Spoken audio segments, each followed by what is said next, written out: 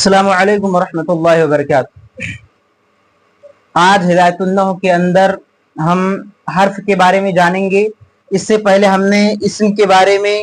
اور فعل کے بارے میں جانا کہ آیا اسم کیا ہے، اس کی کیا علامتیں ہیں، فعل کیا ہے اور اس کی کیا علامتیں ہیں، کیسے ہم پہچانیں گے۔ آج کے اس سبق کے اندر ہم حرف کے بارے میں جانیں گے کہ حرف کہتے کسے ہیں۔ وہ مصنف تعریف کرتے ہوئے لکھ رہے ہیں کہ وحد الحرف، حرف کی تعریف کلمۃ لا تدل علی معنی فی نفسها، کہ حرف ایک ایسا کلمہ ہے جو بذات خود اپنے معنی پر دلالت نہ کرے، بل تدل علی معنی فی غیرها، بلکہ اپنے علاوہ کے معنی پر دلالت کرے۔ یعنی حرف ایک ایسا کلمہ جو بذات خود اپنا معنی تو نہیں بتلاتا بلکہ دوسرے کا محتاج ہوتا ہے۔ نحو من، جیسے من کے بارے میں ذکر کر رہے ہیں کہ فَإِنَّ مَعْنَاهَا الْإِبْتِدَاءُ، گویا یقیناً اس کا معنی ابتدا ہے۔ وہی، یعنی اس سے کسی چیز کی ابتدا کی جاتی ہے۔ وہی لا تدل علیہ الا بعد ذکر ما منہ الابتداء، لیکن وہی لا تدل علیہ، اور یہ اس ابتدا کے معنی پر دلالت نہیں کرتا، الا مگر بعد ذکر ما، اس چیز کے ذکر کے بعد، ما منہ الابتداء، جس چیز کی ابتدا ہو رہی ہے، یعنی جس سے ابتدا کی جا رہی ہے اس کے ذکر کرنے کے بعد یہ اپنے معنی ابتدا کے معنی پر دلالت کرتا ہے۔ جیسے کل بصرۃ والکوفہ، بصرہ اور کوفہ۔ تو بصرہ مثلا تقول، جیسے آپ کہہ رہے ہیں کہ سرت من البصرۃ الکوفہ، میں بصرہ سے کوفہ کی جانب گیا۔ تو بصرہ یہ من معنی سے، یعنی جہاں سے کسی چیز کی ابتدا ہو رہی ہے، تو بصرہ سے ابتدا ہو رہی ہے جانے کی کوفہ تک، تو بصرہ یہ جگہ کا نام ہے۔ تو من اپنے ابتدا کے معنی کو بیان کر رہا اس وقت جب بصرہ کو ذکر کیا گیا۔ تو من معنی ابتدا، یعنی سے یہاں سے ابتدا ہو رہی، تو اس ابتدا کی جگہ کو ذکر کیا گیا، تب من نے اپنا معنی ذکر کیا۔ اگر اس جگہ کا ذکر نہ ہوتا، یعنی بصرہ کا ذکر نہ ہوتا، تو من اپنا معنی بتا نہیں سکتا اور اس کے معنی کی وضاحت نہیں ہو سکتی۔ تو من کا معنی ابتدا ہوتا ہے، لیکن وہ اپنے ابتدا کے معنی پر دلالت اس وقت کرے گا جب ابتدا کی جگہ کی تذکرہ کر دی جائے، جب اس کا ذکر اس جگہ کا ذکر کر دیا جائے۔ وعلامتہ، اور اس کی علامتیں، اللہ یصح الاخبار عنہ ولا به، یہ کہ وہ اخبار عنہ اور اخبار به نہ ہو۔ یعنی حرف کی علامت یہ ہے کہ نہ وہ اخبار عنہ ہو اور نہ ہی اخبار به ہو، یعنی مسند اور مسند الیہ نہ ہو، نہ محکوم علیہ اور محکوم به ہو۔ اگر وہ مسند اور مسند الیہ نہیں ہے، اخبار عنہ اخبار به نہیں ہے، تو اس کا مطلب وہ حرف ہوگا۔ ان دونوں میں سے، مسند اور مسند الیہ میں سے اگر کوئی نہیں ہے تو اس کا مطلب وہ حرف ہوگا۔ وَأَلَّا يَقْبَلَ عَلَامَاتِ الْأَسْمَاءِ وَلَا عَلَامَاتِ الْأَفْعَالِ، دوسرے یہ کہ اسم اور فعل کے علامتوں کو قبول نہ کرتا ہوں، یعنی فعل اور اسم کی جو علامتیں ذکر کی گئی ہیں کہ اسم کی علامتیں یہ ہیں اور فعل کی علامتیں یہ ہیں، ان دونوں علامتوں میں سے، یعنی اسم اور فعل کی علامتوں میں سے کسی ایک علامت کو بھی وہ قبول نہ کرتا، ایکسپٹ نہ کرتا ہو، تو ایسی صورت میں اگر ایکسپٹ نہیں کر رہا، قبول نہیں کر رہا، تو اسی صورت میں وہ حرف کہلائے گا۔ وَلِلْحَرْفِ فِي كَلَامِ الْعَرَبِ، کلام عرب میں حرف کے فوائد و بے شمار فائدے۔ ایسا نہیں ہے کہ اگر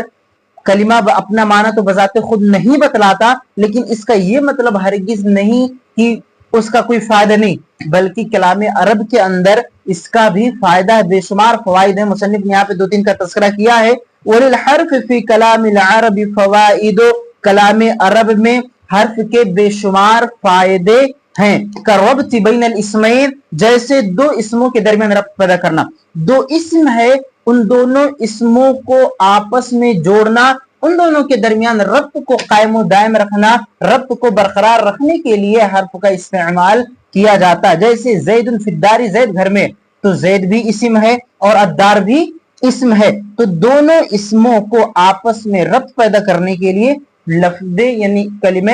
فی کو لایا گیا، حرف فی لایا گیا۔ جیسے زید فی الدار، زید گھر میں ہے۔ او الفعلین، یا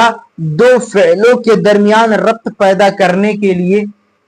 دو اسموں کے درمیان ہوا، اب دو فعلوں کے درمیان ربط پیدا کرنے کے لیے حرف کا استعمال کیا جاتا ہے۔ جیسے اریدو ان تضربا، میں چاہتا ہوں کہ تجھے ماروں، تو اریدو فعل، تضربہ بھی فعل، ان دونوں کے درمیان ان آیا جو دونوں فعل کو آپس میں جوڑ رہا ہے۔ او اسم و فعل، یا ایک اسم اور ایک فعل کے درمیان ربط پیدا کرنے کے لیے حرف کا استعمال کیا جاتا ہے، جیسے ضربت بالخشبہ، ضربت فعل، الخشبہ اسم ہے اور ان دونوں کے مابین حرف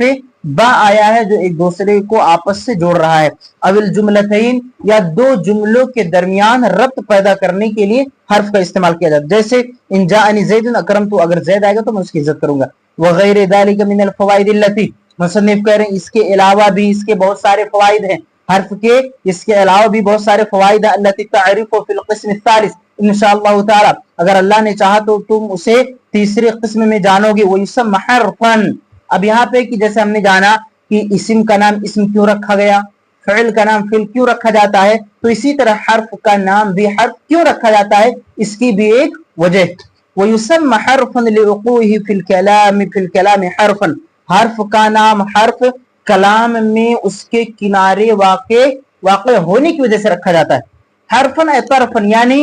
حرف جو ہے یہ کلام کے اندر جملے کے اندر کنارے واقع ہوتے، اس وجہ سے اس کا نام حرف رکھا جاتا ہے۔ اذ لیس مقصودا بالذات، جبکہ یہ مقصود بالذات نہیں ہوتا، یعنی یہ ذات کا کسی ذات کا مقصد نہیں ہوتا، اس کا کوئی مقصد نہیں ہوتا۔ جیسے مسند اور مسند الیہ، تو مسند اور مسند الیہ کا کوئی مقصد ہوتا ہے، مقصود بالذات کے طور پر استعمال ہوتے ہیں، لیکن حرف مقصود بالذات کے طور پر استعمال نہیں ہوتا، بلکہ وہ جملے کے اندر کلام کے اندر کنارے واقع ہوتا ہے، تو کلام کے اندر کنارے واقع ہونے کی وجہ سے اس کا نام حرف رکھا جاتا ہے۔ تو معلوم کیا ہوا کہ کلمہ